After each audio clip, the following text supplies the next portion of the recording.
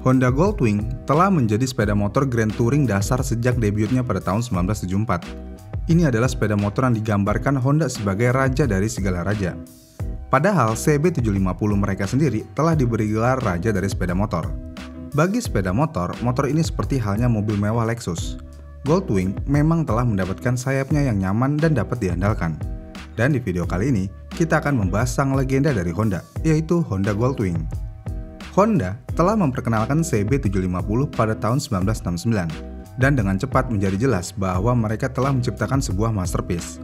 Tetapi ketika Honda menikmati penjualan yang sangat bagus, saingannya yaitu Kawasaki meluncurkan Superbike 900cc Z1 pada tahun 1972, dan eksistensi CB750 langsung sedikit goyang. Karena hal ini, akhirnya Soichiro Honda menyadari bahwa sepeda motor baru diperlukan, dan tidak ada gunanya terlibat dalam perlombaan senjata dengan Kawasaki dan produsen Jepang lainnya. Karena menurut Soichiro Honda, yang dibutuhkan bukanlah sepeda motor yang lebih cepat dan lebih bertenaga, tetapi sebuah konsep baru. Seperti halnya CB750 yang telah menciptakan kategori sepeda motor baru yaitu Superbike modern, maka melihat dari penjualan sebelumnya, strategi yang paling aman bagi Honda adalah melakukan hal yang sama lagi, dan menargetkan genre sepeda motor baru yang diharapkan tidak akan mudah ditandingi oleh sepeda motor lain. Kemudian, setelah ide sudah matang, akhirnya pekerjaan desain dimulai pada konsep sepeda motor baru pada tahun 1972. Pertama, Honda mengusung Project M1. Namun, M1 tidak pernah dimaksudkan untuk diproduksi, karena M1 hanya diciptakan untuk menguji serangkaian konsep desain. Dan Soichiro Irimajiri yang telah mendesain mesin mobil balap Formula One RA273E V12 3 liter dipilih untuk memimpin tim desain ini, dengan sejumlah orang-orang yang memiliki pemikiran di luar batas. Akhirnya mereka mendobrak pakem desain Honda di masa lalu dan menggabungkan ide-ide yang sedikit mirip dengan yang digunakan oleh BMW dan Moto Guzzi. Kemudian di motor ini, kapasitas mesinnya adalah 1470 cc. Ini adalah 2 kali lipat dari kapasitas mesin CB750. Alih-alih memiliki mesin twin paralel atau inline 4 silinder, mereka malah menciptakan mesin 6 silinder datar yang dipasang secara horizontal dalam rangka dan dikawinkan dengan penggerak poros. Ini adalah merupakan ide jenius yang pertama untuk sepeda motor Honda. M1 juga didinginkan dengan cairan, meskipun pendiri perusahaan Soichiro Honda tidak percaya bahwa pendinginan cairan diperlukan. Dan motor ini tidak dirancang untuk menjadi lawan bagi Kawasaki Z1. Walaupun motor ini sangat brilian, namun mesin yang panjang membuat posisi berkendara pada prototipe M1 tidak nyaman sehingga tim desain memutuskan untuk membuat ulang desain dengan mesin yang lebih pendek. Dan lahirlah Project 371. Di project ini berfokus untuk mengurangi mesin Project M1 menjadi 4 silinder yang berlawanan secara horizontal. Dan hal ini menghasilkan mesin SOHAC berkapasitas 999 cc yang menghasilkan 80 bhp. Kemudian, mesin ini dikawinkan dengan gearbox 5 percepatan yang dipasang di bawah kertas as, dan juga memiliki alternator yang digerakkan oleh roda gigi yang berputar berlawanan arah dengan mesin untuk menghilangkan efek puntiran pada mesin seperti yang dialami oleh Moto Guzzi dan sepeda motor BMW pada masa ini dengan mesin yang dipasang memanjang. Dan hasil proyek ini benar-benar berhasil, yang mana dari proyek ini lahirlah Goldwing GL1000 pada tahun 1974. Sebagai produksi pertama Honda Goldwing, gaya desain GL1000 dibuat seminimalis dan sekonvensional mungkin, dan motor ini diberi nama sesuai dengan logo Honda. Sepeda motor produksi akhir ini memiliki rangka baja full duplex cradle dan mesinnya menggunakan camshaft overhead tunggal pada setiap silinder. Dan alih-alih rantai cam yang berisik, Honda menggunakan belt bergigi untuk mengoperasikan cam. Tapi hal ini memiliki kelebihan dan kekurangan, yang mana belt harus diganti pada interval servis rutin, karena jika tidak diganti, ini akan rusak. Namun dengan bijak Honda memastikan belt dapat diganti dengan mudah, yang mana hanya dengan melepas penutup depan mesin belt langsung dapat diganti. Dan GL1000 dibuat untuk menjadi motor touring besar. Namun kekurangan motor ini adalah joknya yang keras. Banyak pengendara yang mengeluhkan pantatnya mati rasa setelah mengendari motor ini beberapa jam. Dan warna sepeda motor ini pada tahun pertama produksinya adalah Candy Antares Red dan Candy Blue Green yang kemudian diikuti dengan Sulfur Yellow pada tahun berikutnya. Selain joknya yang keras, mungkin satu-satunya potensi kekecewaan bagi sebagian orang adalah suspensi yang cukup keras dengan forok depan 37 mm yang memberikan jarak 5,6 inci, sementara di bagian belakang 3,4 inci.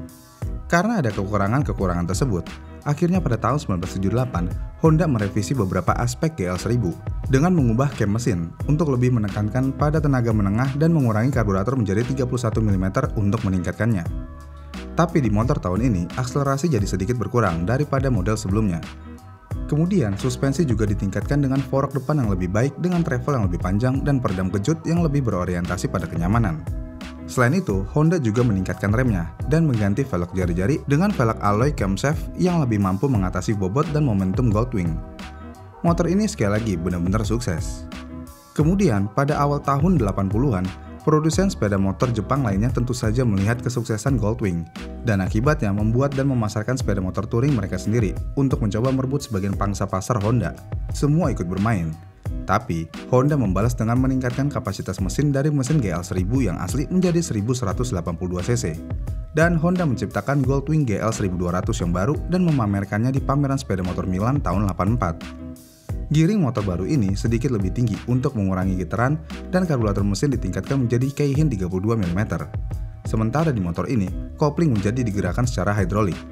Kemudian ukuran velg juga diperkecil, jadi motor ini menggunakan velg ring 16. Selain itu, suspensi depan menjadi air assist dan anti-dive dengan travel 5,5 inci. Sementara di bagian belakang terdapat peredam kejut air assist dengan travel 4,1 inci. Rangkanya juga didesain ulang. Tapi di motor ini jadi lebih berat, yang mana motor ini memiliki berat 272 kg. Tapi sayangnya motor ini hanya dijual dalam waktu setahun aja, dan digantikan dengan Honda GL1500. Pada titik pengembangan Goldwing ini, mesin 4 silinder horizontal yang asli telah mencapai akhir pengembangannya. Tetapi untuk bersaing dengan lawan, Honda membutuhkan senjata baru dalam perlombaan untuk membuat sepeda motor touring jarak jauh yang paling menarik. Jadi, tim pengembangan kembali ke mesin prototipe M1 6 silinder milik Soichiro Irimajiri dan mulai memasangnya ke dalam rangka GL1200. Setelah membuat mesin sesuai, tim mulai bekerja untuk menyempurnakannya dan mengurangi jumlah karburator dari 1 silinder dalam gaya Honda konvensional menjadi hanya 2 CV Keihin 36 mm. Selain itu, mesin 6 silinder yang baru disempurnakan secara horizontal ini memiliki kapasitas 1520 cc dan bisa menghasilkan tenaga 100 horsepower di 5200 rpm. GL1500 ini memulai debutnya di Cologne Motorcycle Show tahun 1987 dan memiliki fitur-fitur yang dimaksudkan untuk membuat Yamaha, Suzuki, dan Kawasaki kembali ke papan tulis. Jadi motor ini pas keluar benar-benar mengejutkan pasar. Sebenarnya iterasi dari GL1500 cukup banyak, tapi untuk menghemat durasi video, saya tidak membahas lebih lanjut ya. Kemudian, setelah kesuksesan yang luar biasa dengan GL1500, akhirnya Honda membuat pembaharuan lagi dengan mengeluarkan GL1800. Pada tahun 2001, Honda mendesain ulang Goldwing secara ekstensif yang dimulai dengan rangka aluminium ekstrusi baru yang memangkas banyak bobot motor. Rangka baru ini memiliki desain yang lebih sederhana dengan 31 bagian. Kapasitas mesin juga ditingkatkan menjadi 1832 cc. Dengan bobot yang lebih ringan dan peningkatan tenaga mesin, pengereman ABS juga disertakan sebagai pilihan. Dan sepeda motor ini dilengkapi dengan airbag dan GPS. Kemudian, motor ini udah jauh berbeda dengan generasi pertamanya, yang mana joknya keras banget. Karena motor ini sudah menyediakan jok berpemanas dan pegangan stang untuk membantu memastikan pengalaman berkendara menjadi sebaik mungkin untuk perjalanan jarak jauh dengan sepeda motor. Benar-benar motor idaman anak touring banget sih ini. Kemudian pada tahun 2012, produksi motor Goldwing bergeser ke fasilitas ultra modern di Kumamoto, Jepang. Di mana di sana Honda bisa memproduksi motor ini dalam skala raksasa, yang mana dia bisa menghasilkan 1.800 sepeda motor dalam satu hari. Goldwing tahun 2012 menghadirkan gaya yang telah ditingkatkan bersama dengan serangkaian fasilitas elektronik canggih yang memukau, termasuk sistem navigasi GPS generasi terbaru dengan pemrograman yang mudah digunakan untuk berbagai rute perjalanan yang dapat diakses secara online melalui komputer. Serta di motor ini ada juga user interface MP3 atau iPod built-in dan menggunakan sistem suara surround teknologi SRS CS Auto yang baru. Kemudian setahun kemudian Honda merilis F6B. Ini adalah versi yang lebih ramping dan lebih garang dari Goldwing. Lalu pada tahun 2014, Honda memperkenalkan kembali Cruiser Valkyrie yang menampilkan gaya yang berani dan futuristik. Kemudian pada tahun 2015, Honda mengeluarkan edisi khusus ulang tahun yang ke-40 Goldwing dengan model khusus yang menampilkan badge peringatan, skema cat 2 warna, jok penumpang yang di-emboss, dan kunci kontak khusus. Lalu pada tahun 2018, Honda memperkenalkan Goldwing generasi ke-6 yang baru yang lebih ringan dan motor ini tersedia dengan transmisi kopling ganda otomatis 7 percepatan fungsional dan menambahkan fitur-fitur canggih lainnya seperti mode berkendara. Dan sampai tahun 2023 ini, Goldwing masih melakukan peningkatan yang bisa dibilang ya minor-minor aja. Jadi belum ada peningkatan yang signifikan banget. Honda Goldwing bisa dibilang sebagai standar emas motor touring besar. Motor ini memiliki saingan dari BMW dan Harley Davidson, dan dari beberapa produsen Jepang lainnya. Jika dilihat setelah dari tahun 90-an, motor Goldwing ini benar-benar bentuknya udah keren banget. Dari lihat fotonya aja, kita udah yakin banget kalau ini motor nyamannya bukan main. Kalau punya motor ini, diajakin touring setiap hari kayaknya gaskan aja deh. Berangkat! Kalau kalian gimana nih? Komen di kolom komentar di bawah ya. Terima kasih sudah menonton, jangan lupa like dan subscribe channel ini, dan sampai jumpa di video selanjutnya.